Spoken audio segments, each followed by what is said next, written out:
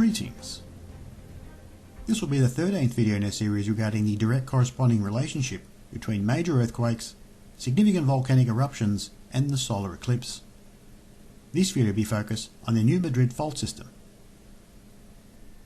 In ancient times, the sky was seen as a perfect clock. Stars and planets moved along fixed trajectories, repeating the same movements yearly, so any change in this apparent harmony was believed to be highly suspicious. The sudden appearance of the solar eclipse, or a great comet, was also considered as a harbinger of significant changes that would be soon affecting the Earth. It was generally theorised that approaching comets coincided with major earthquakes. An earthquake is a time-based disturbance, a sudden change in time and space, and by close observation of planetary connections we may find time faults or ripples in time that will soon manifest within our reality. It's important to consider planets and their harmonic movements as part of the functional aspect of time itself. Planets do not cause earthquakes, they are markers in time, or essentially our celestial timekeepers. The New Madrid earthquakes were among the most intense tectonic events in the history of North America. The area of strong shaking was 10 times that of the size of the Great Earthquake in San Francisco of 1906.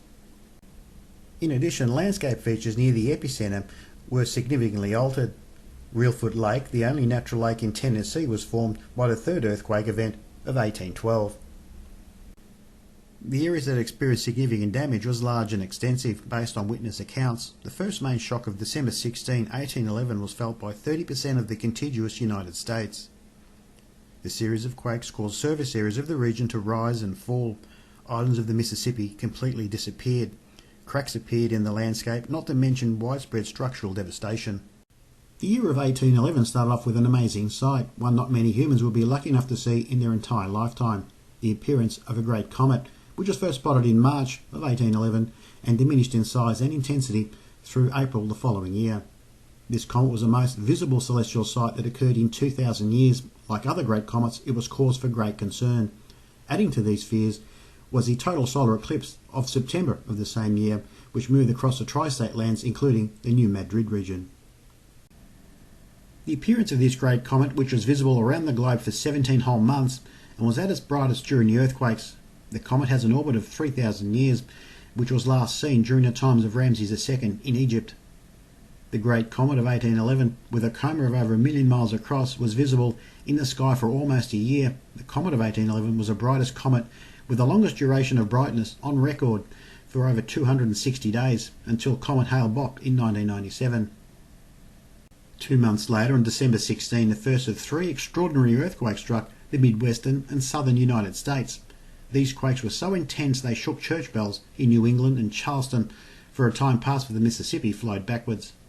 The initial earthquake registered moment magnitude between 7.2 to 8.2 magnitude, followed by a moment magnitude of 7.4 aftershock the same day, and people blamed them on the comet. Unfortunately for those living near the New Madrid region, in December of 1811 this comet made life anything but ordinary. The massive New Madrid earthquakes began in December of 1811 and continued through spring of 1812. The comet appeared to leave in 1812, although there is some uncertainty as to whether it really left entirely. During the winter of 1811-1812, a series of some 2,000 recorded tremors within the New Madrid fault dramatically altered the landscape of some 50,000 square miles of land, and also creating the Reelfoot Lake in extreme northwest Tennessee. The New Madrid earthquake, the largest earthquake ever recorded in the United States, on February 7, 1812, with an approximate magnitude of 8. It got its name from its primary location in the New Madrid seismic zone near New Madrid, Louisiana Territory, now Missouri. The first earthquake preceded 3 other major quakes, 2 on December 16, 1811, and 1 on January 23, 1812. There were numerous aftershocks in the thousands, and there were estimates that the earthquakes were felt strongly over 50,000 square miles from the epicenter of these earthquakes. A series of strange phenomena are also reported by eyewitnesses throughout this series of extraordinary earthquakes. Earthquake light seemingly flashing up from the ground. This is caused by quartz crystals being crushed within the crustal layer. This is called seismoluminescence. The atmosphere becomes completely saturated during the earthquakes by a strong sulfurous vapour, which caused complete total darkness. Sounds of trees falling, as well as a loud roar coming from the Mississippi River, was also reported, and strong and very long cracks and fissures opened up. Some of them were 15 kilometres long. There was an annual solar eclipse in September of 1811. It was a notable event that preceded the New Madrid earthquake series. The worry is that the most recent 2024 Great American Total Solar Eclipse may also be a harbinger of another major earthquake event to come. We have the potential for another rare celestial event for 2024, the appearance of a great comet. Comet Tsuchinshan-Atlas is expected to peak to minus 2.2 magnitude on September 24, reaching perihelion, and be at least 0 magnitude from September 14 through October 22nd. This comet should be visible by naked eye, and we can draw direct symmetry back into the 1811 Great Comet and the solar eclipse of that same year.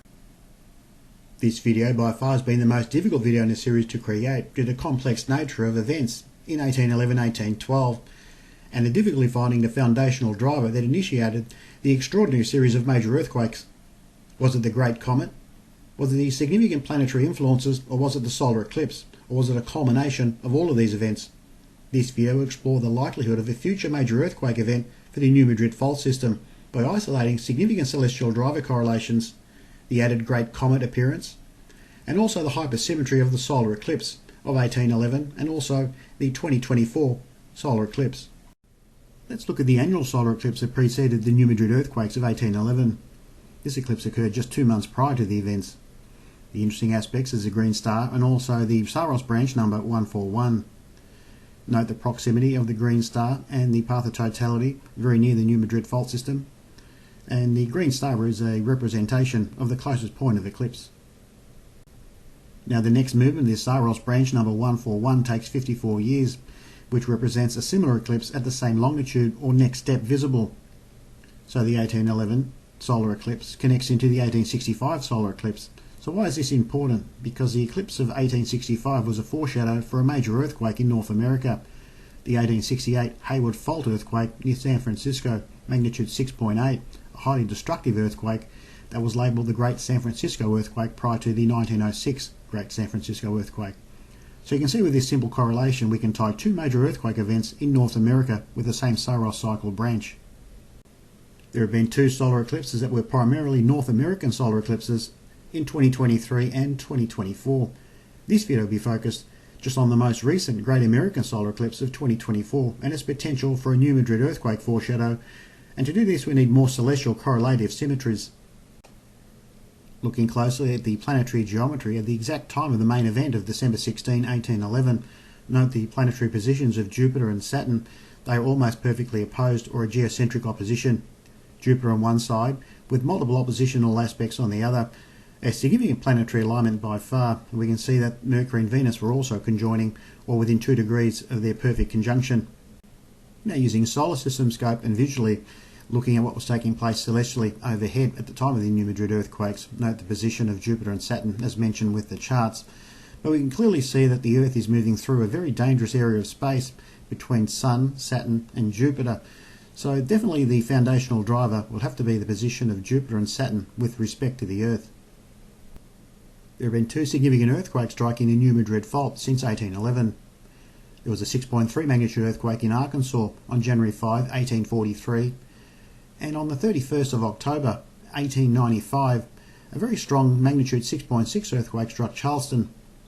The interesting symmetry between all of these earthquakes, as we note the position of the Earth moving through Sun and Saturn, which I'm calling the Sun-Saturn gate. This is a significant symmetry and something we need to ponder for the potential future earthquake that may strike a New Madrid zone. But the main celestial driver definitely will be Jupiter and Saturn. They need to be at very strong aspect. 1811 we had the opposition. In 1843 we had the near conjunction, and in 1895 the very significant planetary square between Jupiter and Saturn. Now looking ahead, we need to have these drivers. A very significant Jupiter-Saturn influence is needed, and we get that in 2024 and 2025 as Jupiter-Saturn will move into square aspects. And the next time we'll see a Jupiter-Saturn opposition will be in 2030. I do believe that the solar eclipse of 2024 may represent a foreshadow for a strong earthquake event for the New Madrid in 2025. Heliocentrically, we can make a strong case for March 2025, and geocentrically, we can also make a significant case due to the Jupiter square Saturn aspect in June 2025. I am concerned of a major to significant earthquake for the New Madrid in the month of March 2025, and this is due to the hypersymmetry And the position of the planets, we get a conjunction between Mercury and Venus.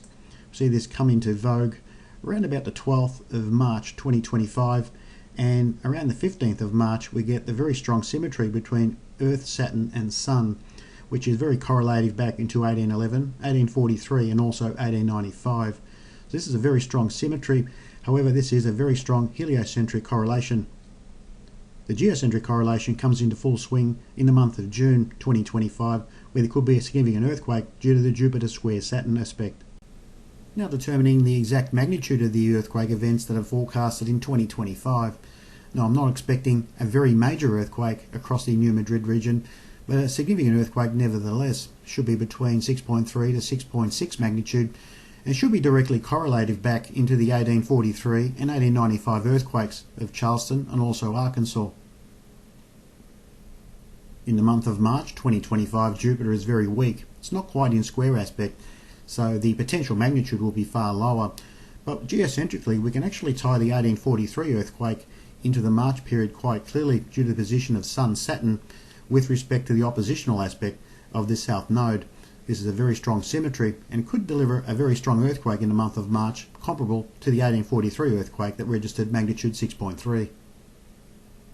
The Jupiter square Saturn aspect comes into full vogue in June 2025, and this will be the most significant of these interactions between the planets. Note that we get a very strong correlation that ties us back into 1895 Charleston earthquake, which registered magnitude 6.6. Note the symmetry between Sun-Saturn connected into Jupiter in the left-hand side of the image, and in June 2025 we get the inversion. This time we have Sun and Jupiter being connected into Saturn. Very interesting symmetry that could represent a hypersymmetry and a strong earthquake potential for the New Madrid in the month of June 2025. We're now using astrocartography and mapping the planets to the Earth. I have labelled the New Madrid, the area of the epicenter of December of 1811, in this position for reference. Note the position of the planets. We have the ascending nodes of Neptune, Venus and also Saturn in the image, and I'm playing it now.